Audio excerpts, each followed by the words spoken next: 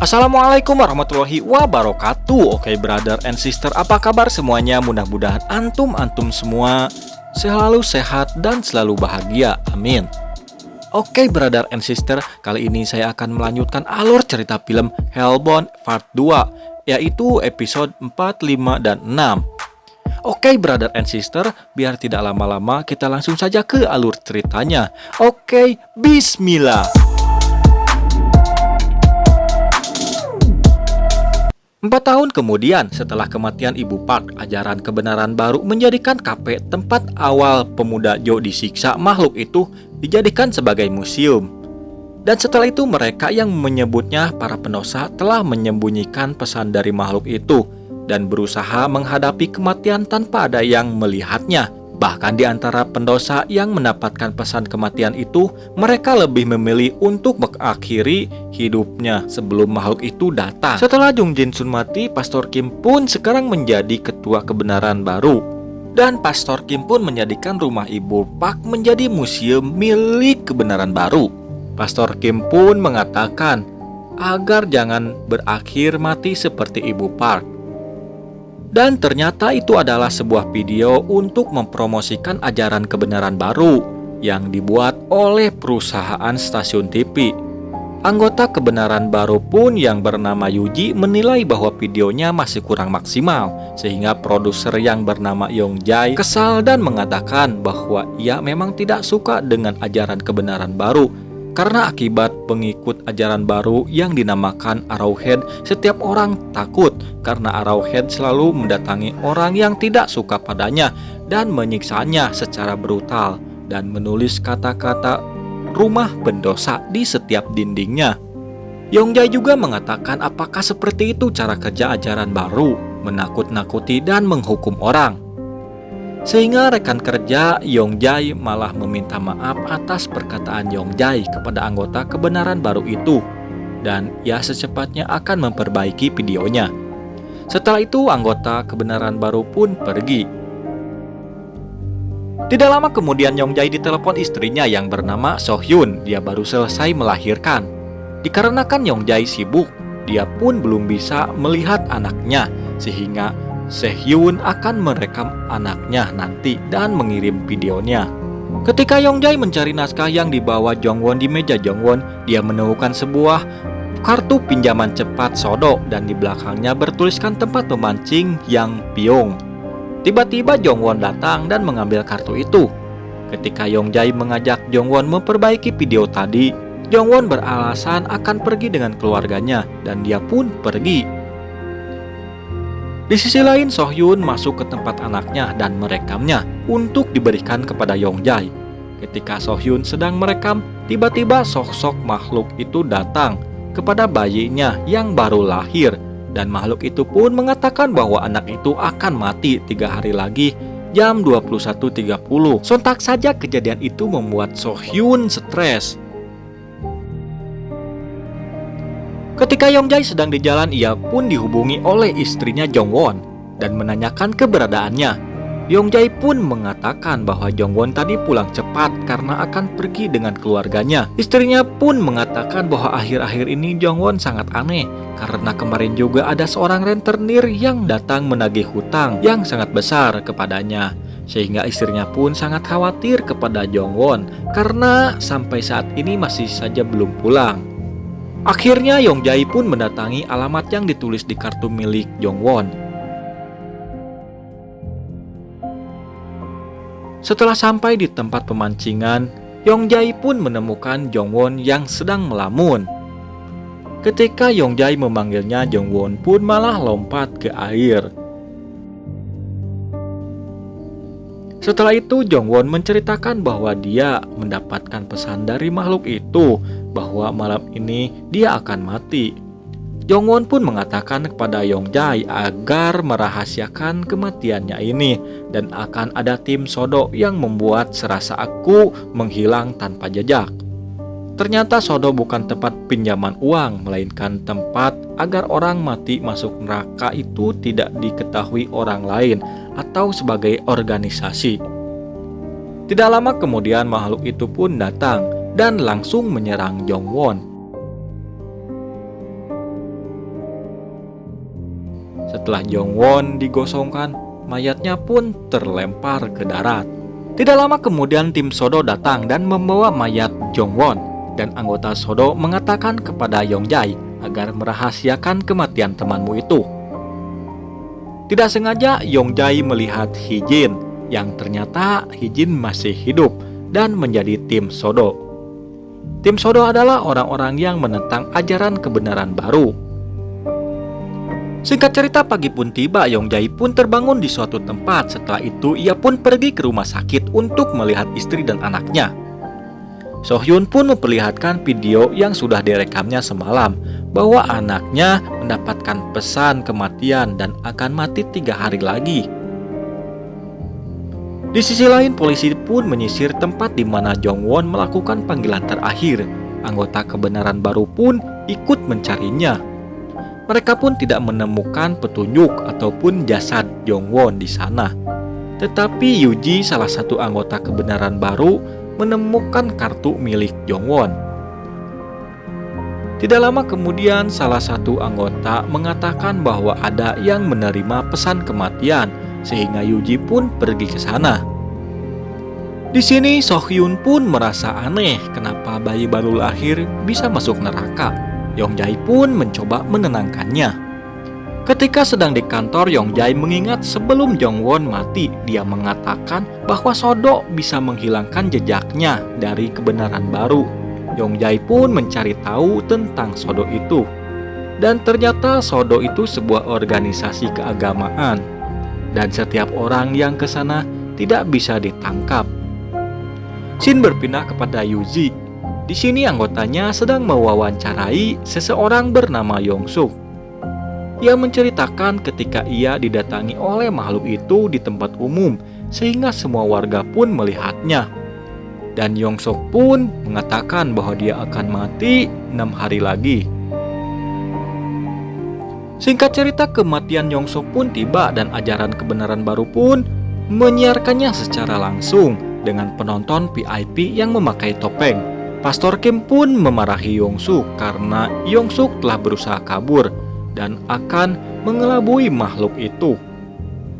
Yongsuk pun mengatakan bahwa ini tidak adil, dia hanya melakukan dosa kecil saja dan akan bertobat. Tetapi tetap saja makhluk mengerikan itu datang dan menghajar Yongsuk sampai mati. Pastor Kim pun menanyakan rating penonton, dan ternyata penontonnya naik drastis. Ternyata Kim telah memperjualbelikan tayangannya ke semua penonton, menjadikan kematian seseorang sebagai bisnis. Di sisi lain, Yongjae mendatangi tempat Sodo dan langsung ditarik oleh anggotanya ke dalam. Kim dan anggota kebenaran baru mengadakan rapat. Mereka menonton sebuah video Yongsuk ketika diwawancarai.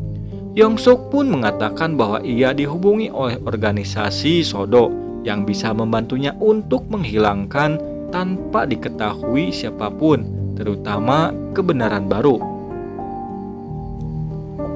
Di sisi lain, Yongjae pun diberitahukan oleh Yongjun bahwa semua ini kebohongan. Yongjun pun melihat kejadian itu seperti fenomena supranatural yang tidak bisa dijelaskan. Tetapi Jung Jin-soo selaku ketua pendiri menyebutnya itu adalah kehendak Tuhan. Yongjae pun menanyakan bahwa kalianlah yang menyembunyikan orang-orang yang menerima pesan kematian itu. Yongjun pun mengiyakannya untuk mencegah kebenaran baru mendapatkan keinginannya dan melindungi keluarga korban agar tidak dicap negatif. Yongjun pun mengatakan bahwa anggota mereka banyak dan kebanyakan mereka adalah keluarga korban atau orang yang dendam kepada Arrowhead. Setelah itu, Yongjae memperlihatkan video anaknya yang baru lahir mendapatkan pesan kematian dan masuk neraka. Di sisi lain, Kim diberitahukan oleh Yongsuk bahwa dia diajak oleh seorang wanita yang bernama Hijin. Yuji pun mengatakan bahwa Hijin adalah seorang pengacara yang menentang kebenaran baru. sehingga Kim menyuruh anggotanya untuk mencari mereka dan meminta bantuan kepada Arrowhead. Yongjay pun ternyata dibawa ke tempat Hee-jin. Hee-jin pun mengatakan agar anaknya diliput secara langsung sehingga ajaran kebenaran baru akan runtuh. Tetapi Yongjay marah karena dia itu ingin menyelamatkan anaknya, bukan untuk membunuh anaknya atau mengorbankan anaknya itu. Akhirnya Hee-jin mengatakan akan melakukan penyamaran kepada kematian anaknya sebagai kecelakaan, dan Hee-jin pun memberikan kartu namanya. Ketika akan pulang, Yongjun pun menceritakan kepada Yongjay ketika anaknya akan pergi ke pantai bersamanya, anaknya mendapatkan pesan kematian dari makhluk itu dan diberikan waktu 30 detik saja. Sehingga ketika makhluk itu datang, ia menabrakkan mobilnya ke jurang, sehingga seolah-olah itu sebuah kecelakaan. Dan setelah itu Yongjun pun pergi. Ketika Yongjun sampai di lampu merah, tiba-tiba Yongjun ditabrak oleh mobil dari belakang dan dari pinggir mobilnya. Ternyata itu adalah Arrowhead. Mereka membius Yongjun dan membawanya ke suatu tempat. Tidak lama kemudian Yongjun sadar dan mereka malah membakar Yongjun hidup-hidup karena dirasa mereka sudah mengetahui di mana markas Sodo. Di sisi lain, Arrowhead mulai bergerak ke tempat Hee-jin. Hee-jin pun ditemukan dan dia berusaha kabur. Walaupun sempat tertangkap, tetapi Hee-jin pun menghajarnya sehingga ia bisa kabur.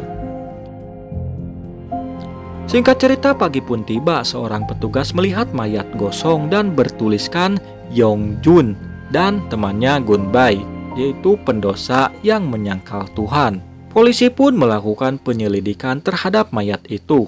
Di sini Yongjay melihat berita itu dan ia membukanya di internet HP untuk memastikan bahwa itu mayat Yongjun.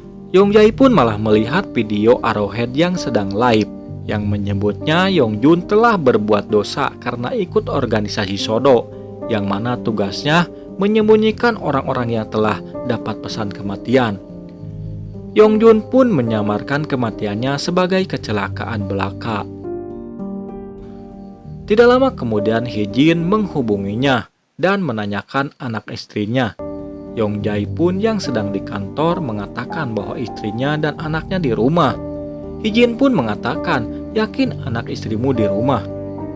Sehingga Yongjay pun langsung mencoba menghubungi istrinya, tetapi istrinya tidak mengangkatnya.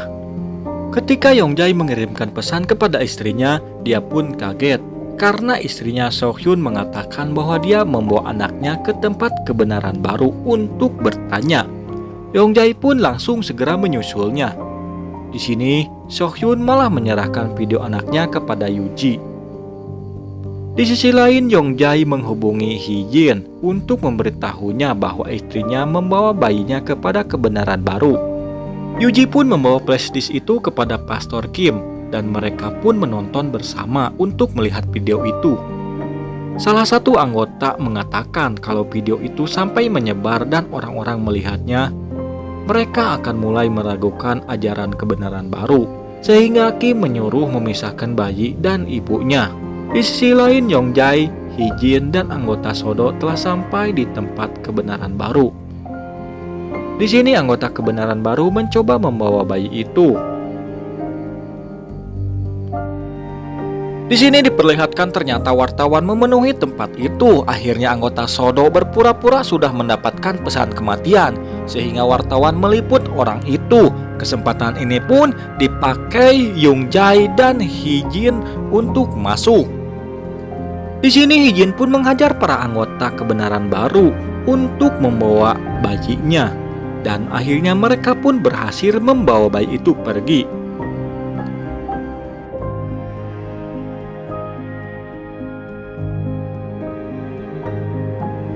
Ternyata Hee-jin membawa mereka ke rumah Lee Dong-wook.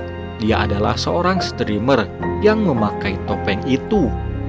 Hee-jin pun menjelaskan awalnya Lee Dong-wook mengikut keras ajaran kebenaran baru. Tetapi ketika dia mendapatkan pesan kematian, dia memutuskan untuk berhenti mengikuti kebenaran baru dan mencoba bergabung dengan organisasi Sodo untuk menyembunyikan kematiannya. karena menurutnya mati sebagai ahli neraka itu aib yang sangat besar. Setelah itu Hijin mencoba merekam dan memberitakan kepada semua orang bahwa seorang bayi mendapatkan pesan kematian.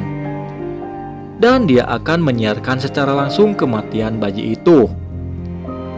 Dan Hijin pun menyuruh ajaran kebenaran baru untuk berhenti menipu masyarakat. Dan Hijin pun menyiarkannya di akun Lee Dong-wook yang banyak penggemarnya agar banyak orang yang menonton. Dan di sini juga diperlihatkan bahwa anggota kebenaran baru juga melihat video Hijin. Dikarenakan kematian bayi yang akan disiarkan secara live beda 5 menit dengan kematian Lee Dong-wook, akhirnya Lee Dong-wook berniat untuk memberitahukan tim kebenaran baru dengan menelponnya. Lee Dong-wook pun menghubungi Pastor Kim dan memberitahukan bahwa bayi yang mendapatkan pesan kematian ada di rumahnya dan akan melakukan live saat kematiannya. Lee Dong-wook pun menanyakan kenapa dia juga mendapatkan pesan itu, padahal dia pengikut setia kebenaran baru. Sehingga Kim mengatakan bahwa kamu telah terpilih sebagai Mesias dan kamu ditugaskan untuk menutupi kesalahan Tuhan. Lee Dong-wook pun kegirangan dan langsung menutup teleponnya dan membuang HP-nya. Sehingga anggota kebenaran baru bersama Arrowhead menuju ke rumah Lee Dong-wook. Singkat cerita, malam pun tiba. Anggota Sodo mulai datang ke rumah Lee Dong-wook. Tetapi tiba-tiba Lee Dong-wook yang memakai topeng membunuh para anggota itu. Tidak lama kemudian Yong-jae datang dan menanyakan kenapa kamu melakukan ini. Lee Dong-wook pun mengatakan bahwa dia akan mati 5 menit setelah bayimu. Dan Tuhan telah memilihku untuk memperbaiki kesalahannya dengan cara membunuh kamu, lalu membunuh istrimu dan Hijin. Setelah itu anakmu akan mati di kamarku dan aku akan menyingkirkan mayat anakmu itu. Dan setelah 5 menit aku pun mati di sana. Lantas orang-orang pun akan bingung siapa yang menjadi subjek kematian oleh makhluk itu. Tetapi Yong-jae mencoba menenangkan Lee Dong-wook agar sadar. Setelah itu Yong-jae menyetrumnya.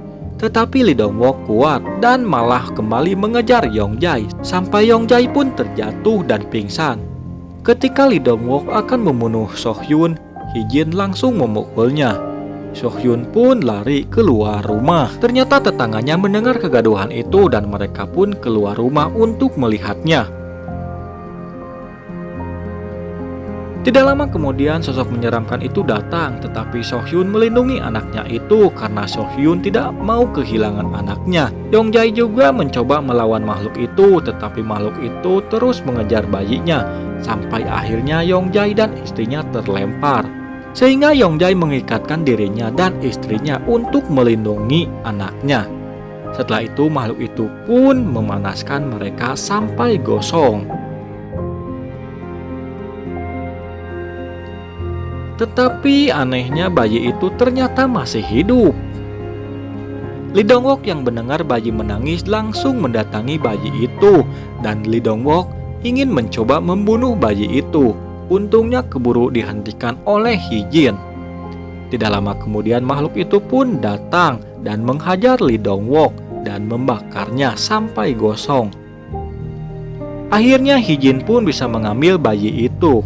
Yang anehnya kenapa bayi itu masih hidup dan yang mati malah Yong-jae bersama istrinya. Tidak lama kemudian anggota kebenaran baru datang dan akhirnya orang-orang mulai sadar dan menganggap ajaran kebenaran baru membohongi mereka. Tetapi Yuji malah memukul si kakek yang sudah mengatakan kebenaran baru berbohong. Akhirnya Yuji ditangkap dan diborgol oleh polisi di sana karena sudah melakukan kekerasan terhadap si kakek. Hijin pun membawa pergi bayi itu dengan taksi ke suatu tempat. Dan di akhir film diperlihatkan Ibu Park yang kembali utuh jasadnya. Dan film pun berakhir.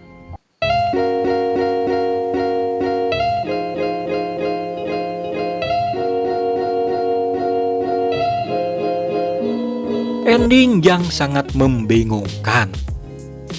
Kenapa bingung? Ya iyalah bingung karena memang ini endingnya kayaknya ngegantung gitu brother. Ya mungkin saja ini ada kelanjutannya gitu. Karena di sini juga tidak diceritakan itu si makhluk itu ujungnya gimana, dan juga di akhir film ini belum menceritakan tentang kehancuran ajaran kebenaran baru begitu. Dan pasti kalian juga menanyakan kemana detektif Jin dan anaknya. Saya juga bingung, memang dari tadi saya tidak menemukan detektif Jin, tapi kayaknya ada kelanjutannya. Kita tunggu saja deh pokoknya ya. Dan saya juga brother and sister, saya juga mengucapkan banyak terima kasih kepada antum-antum semua yang sudah menonton dan sudah pantengin sampai beres gitu. Dan saya doakan semoga apa yang antum-antum inginkan bisa tercapai dan dimudahkan oleh Allah Subhanahu wa taala. Oke, terima kasih ya. Wassalamualaikum warahmatullahi wabarakatuh.